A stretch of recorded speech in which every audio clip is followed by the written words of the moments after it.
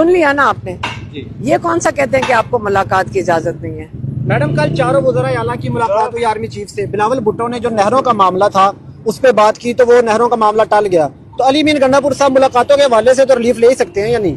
مجھے یہ بھی نہیں پتا کہ ملاقات ہوئی ہے کس چیز کے لیے ہوئی ہے. نیشنل یہ سیکورٹی کمیٹی کی میٹنگ تھی کل. پاکستان کی نیشنل سیکیورٹی کمیٹی کی عمران خان کو نکالیں پھر بات کریں.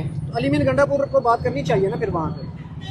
میں تو صرف کہہ رہی ہوں عمران خان کو نکالیں. پورے پاکستان کا مطالبہ یہ ہے کہ عمران خان کو نکالیں. سیکیورٹی کی بات عمران خان سے کریں کیونکہ لوگ عمران خان کی انتظار کر رہے ہیں کہ وہ آ کے ہمیں بتائیں گے کہ کون سی ڈائریکشن لینی چاہیے. جب 80% لوگ عمران خان کا انتظار کر رہے ہیں تو یہ عمران خان سے بند کیوں کر دیا پھر عمران خان کو؟